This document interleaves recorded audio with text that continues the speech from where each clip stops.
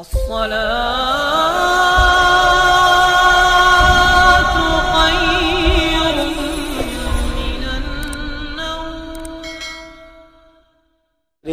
कुरान की बड़ी बरकत है। मेरा ये पैगाम आज मैं आपको देना चाहता हूँ, कम से कम अपनी आदत बनाएं कि सोने से पहले 4-5 आयतें ही पढ़ लिया करें, एक रुकू ही पढ़ लिया करें, जरूर पढ़ें।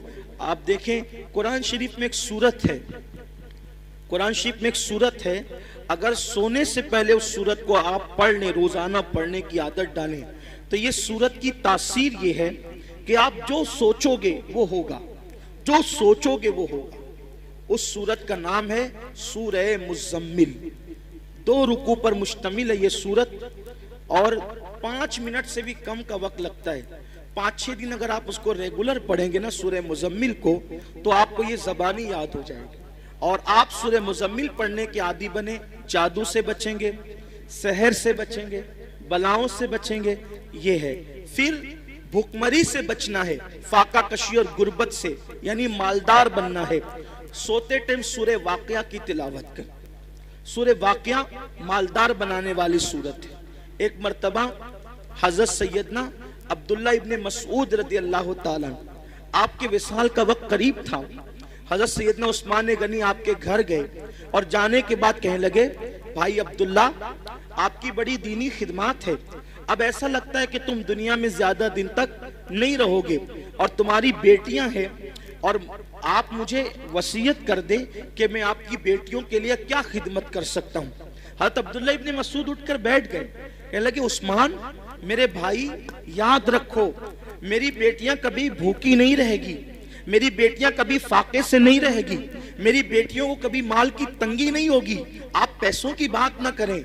हजरत उस्मान गनी ने कहा, क्यों अब्दुल्ला, हम तो ये समझ रहे थे कि तुम्हारे पास माल नहीं है, इतने यकीन से जो बात कह रहे हो, ऐसा लगता है कि शायद तुमने बेटियों के लिए बहुत माल इकट्ठा कर रखा है। अब्दुल्ला बिन मसूद कहते हैं, नहीं, बेटियों के लिए माल इकट्ठा नहीं किया है, मुझे अपने नबी के फरमान पे भरोसा है। अल्लाह के रसूल अलैहिस्सलाम ने फरमाया कि जो सोने से पहले सूरह वाक़िया की तिलावत कर लेगा, उसके घर में कभी फाका कशी नहीं हो सकती। मैंने मेरी बेटियों को सूरह वाक़िया की तिलावत करने का आदी बना दिया है। जब तक वो सूरह वाक़िया पढ़ती रहेगी, इंशाअल्लाह कभी उनको फाका कशी की नौबत नहीं आएगी।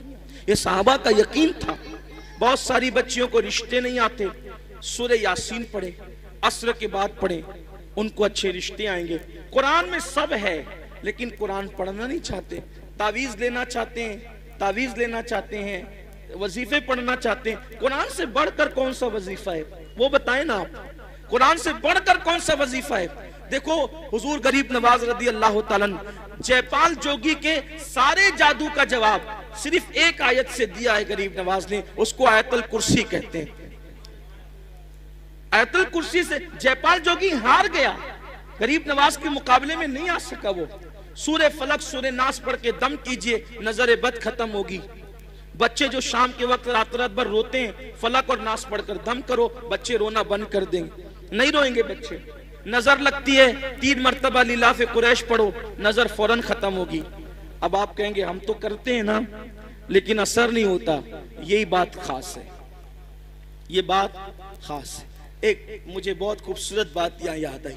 हमारे मुर्शिद आबरूए सिलसिले चिश्तिया, शहबाज औलिया, हजरत सैयदी बाबा फरीदुद्दीन गंज शकर रज़ी अल्लाह ताला, ये सिलसिले चिश्तिया की आबरू है। बाबा फरीद बड़े प्यारे बुजुर्ग हैं, बाबा फरीदुद्दीन। गरीब नवाज ने कहा था, कुतुबुद्दीन, ऐसे शहबाज का तूने शिकार किया है कि इसके जरिए से क़यामत तक तेरा नाम जिंदा रहेगा। बाबा फरीद के पास एक औरत आई और आकर कहती, सरकार, मेरी बेटी की शादी है, पैसों का इंतजाम नहीं, सरकार इंतजाम कर दे।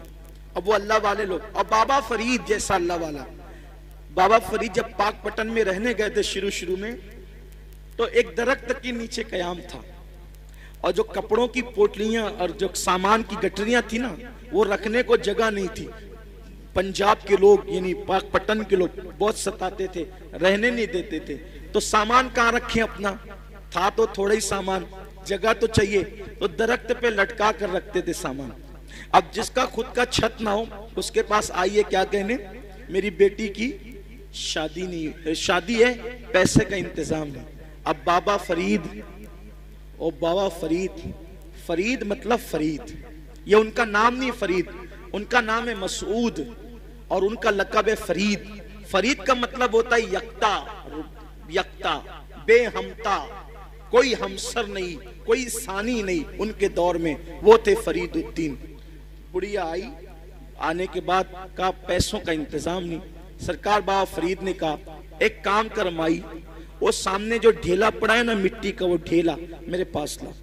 वो ढेला लाई, फरमाया पकड़ इसको। उसने ढेला पकड़ा। बाबा फरीद ने सूरह फातिहा पढ़ी 3 बार। कितनी बार? कौन सी सूरत? सूरह फातिहा का मतलब जोर से बोलिए, अल्हम्दुलिल्लाही। सबको याद है ना? सूरह फातिहा 3 बार पढ़ी, दम किया, फरमाया इसको ढांक ले और घर जाके खोलना। ढांक लिया, घर जाकर खोला तो वो सोना बन गई। मिट्टी क्या बन गई? सोना बन। अब वो शादी भूल गई। इंसान तो लालची होता है। बाबा साहब ने कितना आसान तरीका बताया मिट्टी को सोना बनाने का। उसने शादी भूल गई, बोला यार एक ढेले पे अगर पढ़ा नहीं है सूरह फातिहा तो फिर एक ढेले पे क्या पढ़ना। वो ढेले ही जमा करती रही मिट्टी के, पूरा घर भर दिया ढेले से।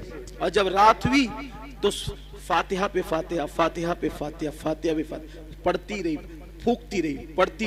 रात से सुबह हो गई, वो मिट्टी के मिट्टी रही। उसने कहा बाबा साहब ने तो मेरे सामने यही पढ़ा था, इसके सिवा कुछ नहीं पढ़ा था। अब सोना बना दिया और मैं रात भर पढ़ी। गुस्से में सुबह आई, कहा सरकार क्या बात है ये? फरमाया माई क्या हुआ, तेरा मसला तो हल हो गया, नाराज क्यों है?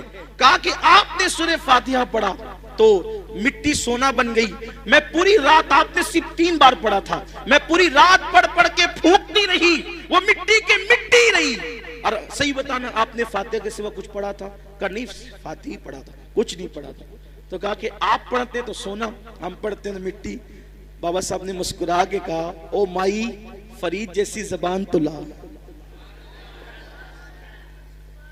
फरीद जैसी जबान तो ला।